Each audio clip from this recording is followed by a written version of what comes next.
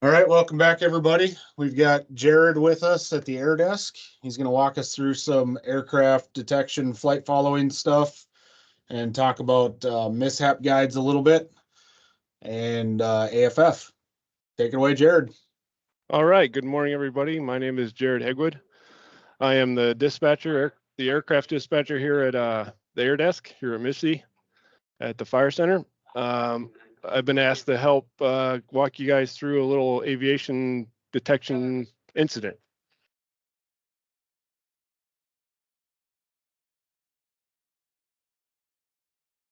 All right, so turn my radio down here.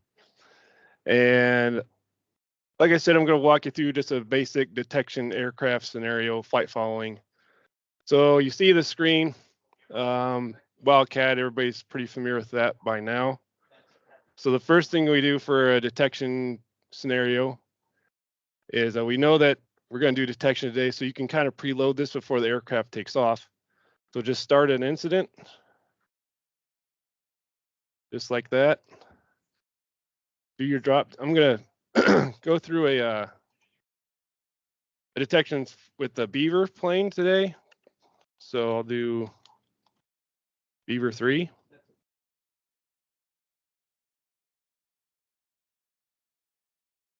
Name it however you need to name it. If you want to, whatever your standards are for naming, just do that there. Make it an aircraft incident. And since it's the Beaver, I'll have it be the superior identifier. Any questions so far? Okay. All right, so we have this set up. We can go to the response tab, find your aircraft in your resource status, assign him. Now he's committed to your incident. And when he actually takes off, you can start your timer right from here. You just highlight him here from here, click your timer. It'll start your timer. So whenever your Beaver or your air detection aircraft takes off, the first thing he's going to do is give you his vitals. So that's a pretty simple thing to do. He'll take off. He'll say he'll be off whatever airport he takes off from. So Beaver comes off of Shagwa. They'll give you souls on board, usually one soul. They'll give you the fuel, 3.5 hours of fuel. And then he'll tell you he's going to do detection.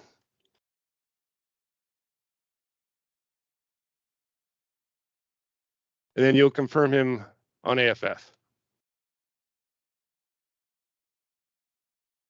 That's how that looks.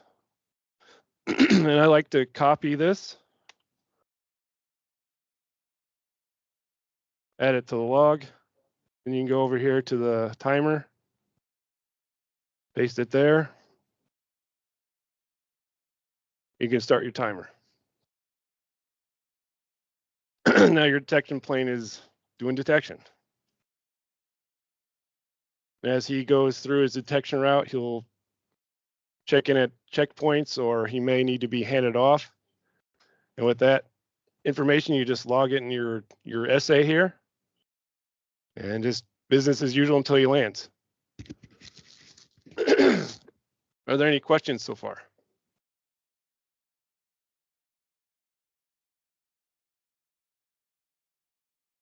All right, and if say the detection plane finds a smoke report somewhere, you can use this drop down to send him to that whatever incident you start.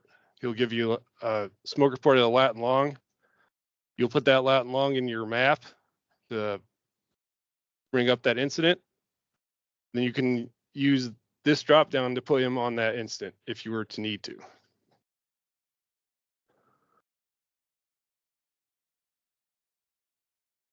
At the end of his route, he'll say he's done with his route or whatever. He'll land at Shag. Okay. Close your timer.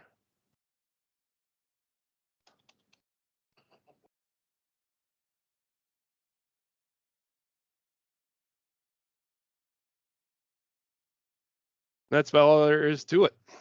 When you're done with your detection for the day, you can close your incident with this this drop down. Is there anything else I need to go over? Maybe some AFF? Yeah, so before you jump into AFF, if you want to go back to CAD.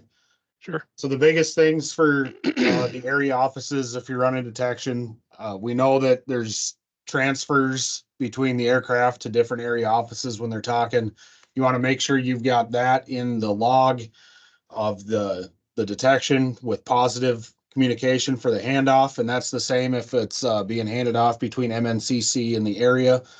So, for instance, like over in the Northeast where we've got enforcement running detection routes, they'll take off, they'll flight follow with the air desk until they get their detection route started.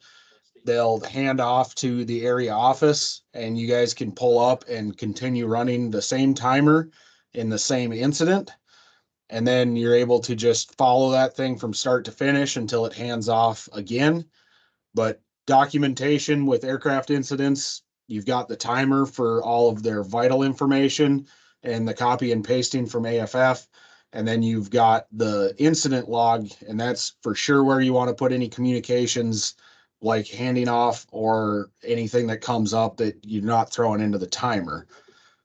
I know that poses some questions for folks, and the areas that do the detection routes a lot, you guys have already used this quite a bit, but it's a good refresher on making sure that you're statusing the resource into a detection incident. And then if they do get onto a fire, you can switch their status, reassign them into the fire until they clear that scene. You can reassign them back into their detection flight and move forward. Does that make sense to everybody? Aircraft incidents don't push to Irwin, so you don't have to worry about having a ton of information in the incident itself. You just are using it as a tracking mechanism with electronic logging. Amy, go ahead. So just to clarify, just to clarify, for Northeast region, the CO planes that we have, the air desk will start them, and I can just go into that when they transfer to us. I don't have to start a new area detection. Correct. If there's Incident. already been a handoff, then you stay within the same single instance. Okay. And for you guys, like when they hand off between you guys and two harbors, they end up coming back to the air desk essentially, or back into MNCC. It's the same thing. We're just going to keep logging it in that same incident. Okay, thank you. Yep. Christy, go ahead. I just had a question on AFF. How often is it supposed to refresh their location? So at a minimum, it pushes a hard refresh every 2 minutes. And that's if it's gathering information, like if the AFF unit is active, at a bare minimum, it's pushing an update every 2 minutes. It's supposed to gather information and reload every 30 seconds, but we've run into where there's time delays between the satellites picking up the information and getting it on the web. Okay, because I've had like 10-minute difference. Yeah. So when I'm trying to put their status in the timer, it's wrong. Yep. That's not their location. And there's limits to AFF. It could be like your internet connection or the connection to the internet with the plane even. Okay, So yeah, and that's why I was asking to see if it was on my end or what the actual time was. So it could be that AFF sucks that day, and that's just how it is sometimes.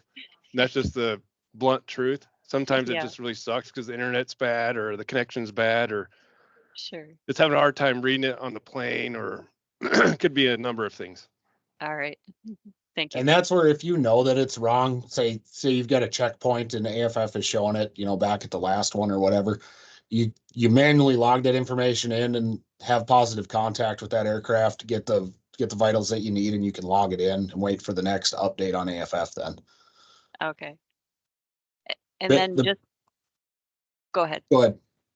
I was just going to say on AFF, if you could, I mean, I've used that little tool at the top there, that little distance one quite a bit. If you wanted to demonstrate that for others, I think it's a handy tool. Yeah. This tab right here? No, on AFF, you're measuring. Oh, AFF.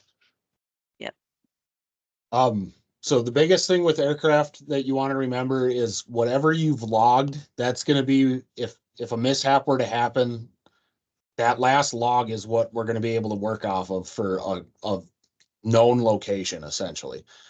So what Jared's pulling up right now, when you copy and paste that into your log, it gives you the lat long, it gives you their heading, their altitude. So that's what kind of the start in a mishap is. You're starting from a last known point. So if you're not able to get an accurate point off of AFF, you want to make sure that you're getting an accurate point from the pilot. Go ahead, Jared. How did you highlight that so quickly? What was that? How did you highlight that so quickly? Okay, if you're flight following your aircraft on AFF, this is our Kodiak plane right now flying up by Voyagers doing some photo flights. So if I was flight following him, I would just click his little plane, click the registration right here, this link, and it pops up already highlighted. So you can copy and paste this into your timer, and that's flight following. It'll reset your timer.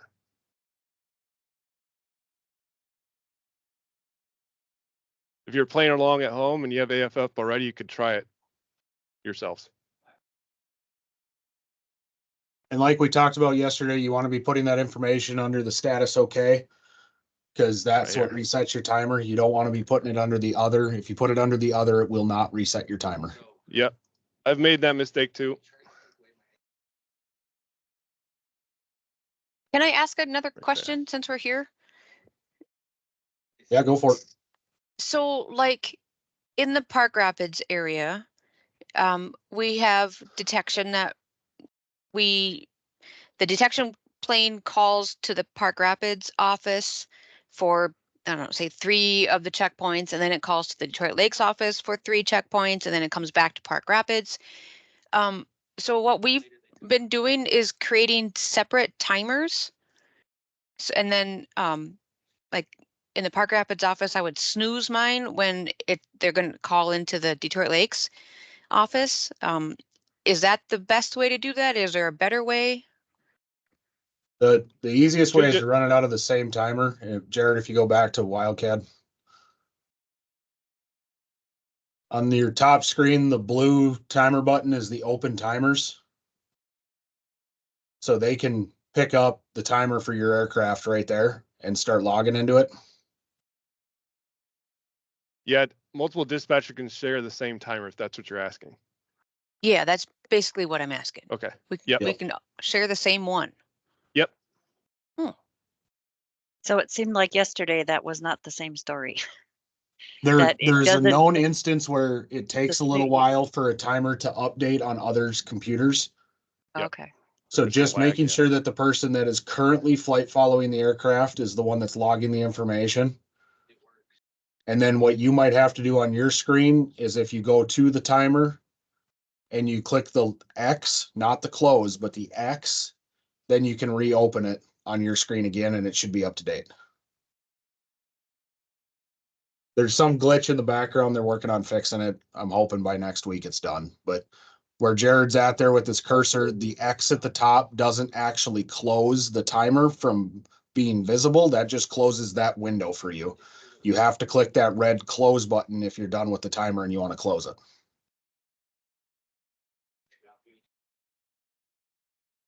And that'll close it for everybody that's got it open on their screens. Like it won't allow things to be updated anymore.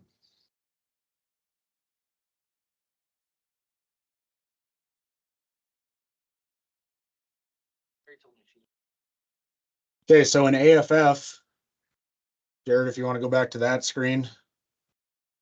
So you see at the top in your toolbars, you've got a hand to be able to move the map. You've got the middle one is to be able to measure distances.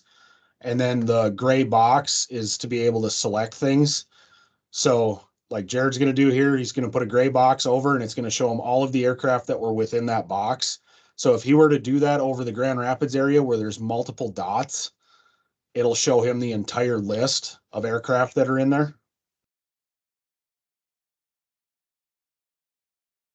And then to get them over to the right side where it says flight following, or it'd be your ramp list, you can hold the shift button and you can click on that aircraft and it'll put it into your ramp list. You also double click it. You can also double click it. Yeah. And then for like the measuring distance one, say he wanted to know the distance from this map between Grand Rapids and Deer River, it's a simple measuring tool.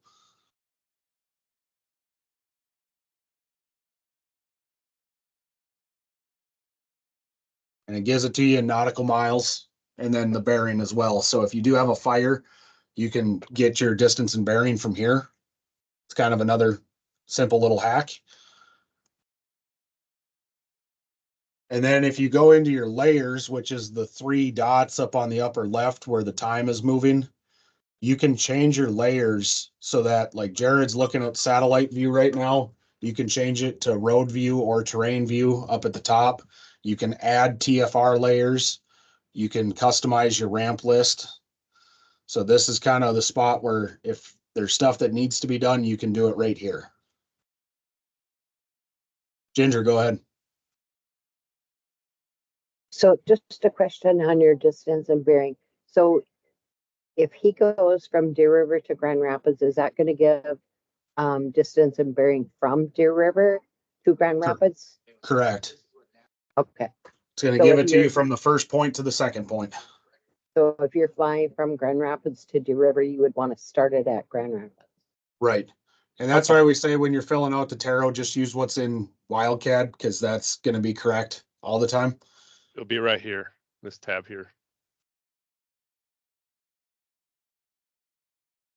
Donna? What is the purpose of that ramp list? Your There's a shortcut ramp to all list your- is so that you have a quick select on which aircraft you're seeing. So if Jared clicks on one of those, it'll take him to the current aircraft's location. Oh. So it's Okay. just a little bit of a quick select list. And what happens here at the air desk is as aircraft come in, we add them to the ramp list so that if they're being dispatched, it's a quick hit of the button and it gets you right to where they're at, whether they're active or not.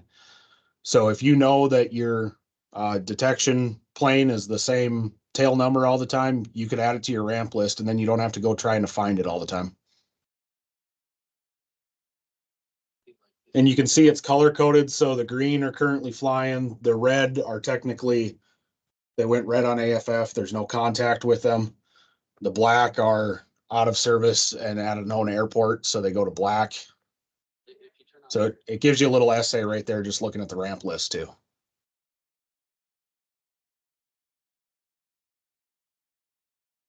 If you don't have an AFF account and you need one, you can go through the request process. And then for the DNR folks, when you get an email back that says that you need a federal sponsor, forward it off to me and the justification of what you need it for. And I'll send that off to the AFF help desk to get that done. We've run into that a few times now. You have to have a federal sponsor to get into it, but it's pretty open. I mean, if you have a reason to have access, it's not an issue.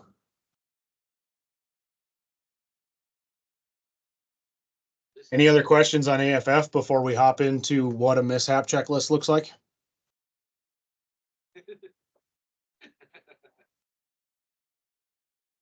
All right, take it away, Jared. All right, so little mishap checklist looks something like this. You all should have one of these in your offices if you're a dispatcher or a flight follower. And I'm not going to go in depth into all this, but I would highly recommend that all of you go through this and be familiar with it in case one of your aircraft that you're flight following, you lose contact with them or they actually have a mishap. In here, it will tell you when you should elevate things. If you try to hail that aircraft, you haven't heard from them in a while, what you would do. All the phone numbers and personnel you might need to get a hold of. And if you go through this and this kind of overwhelms you, something actually happens and you're overwhelmed, need some help, the air desk is here to assist you. But I want to remind you that if you do get a hold of the air desk for assistance, we do not have the frequencies to get a hold of that aircraft. So if you lose contact, you're still trying to reestablish contact, you're the only office that has that frequency to control that aircraft. Does everybody know where this is in their office?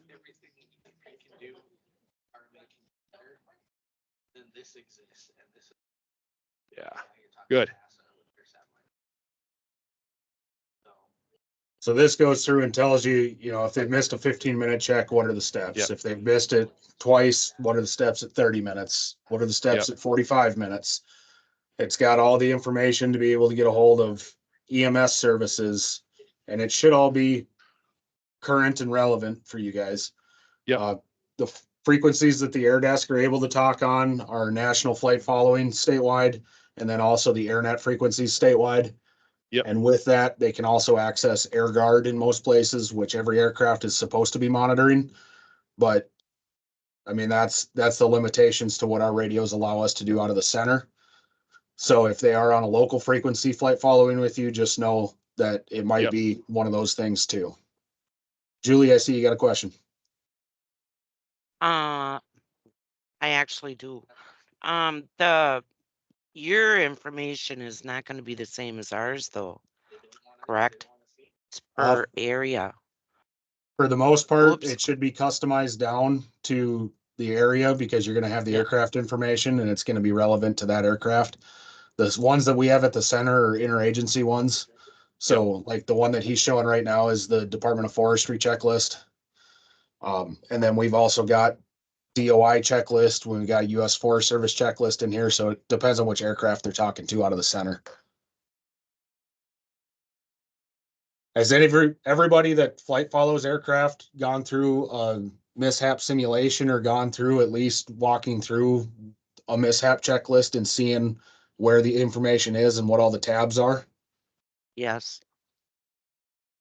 Good deal. Yay. And at any point through the year, if you guys, your areas want to do a simulation, that's perfect. And the air desk likes to be involved. So just let them know that you're going to do a sim on a certain day and they'll participate as well. And I mean, it's to the point where the last couple that we've done out of here, we're calling the department heads and just letting them know, hey, it's a simulation, but it's a great way to check for phone numbers. And we did find one already this year that the phone number was wrong in. So Yep. It might be an oversight, but it's one of those things where until it's exercised, you don't see that mistake. And when that mistake is happening, you don't want to be trying to track down a phone number. So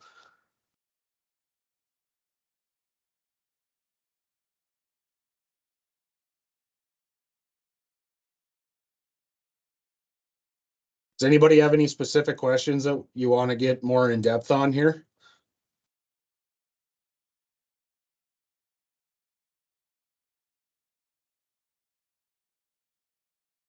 All right. Like I said, we didn't want to get into tarot training. The tarot training is posted to the Minix website.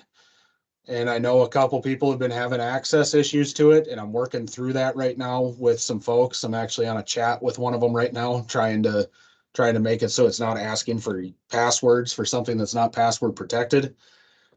But at any point in time, you guys that are flight following aircraft have questions, don't be afraid to call the air desk. They'll help walk you through it. Any of the dispatchers in here, including the detailers, can help walk you through the stuff and can get the information needed, and they'll provide any assistance they can. Practice makes perfect on this stuff. I don't know how many of you have ever been through a mishap. I've been through 4 or 5 of them now in my time here. So it's one of those things where if you don't use it, it gets a little rusty, and then you definitely want to do scenarios and kind of get back up on it. But between WildCAD, the checklist, AFF, there's a lot of information when it comes to aircraft stuff. And those folks that use it, the more you exercise it, the more you're going to know it.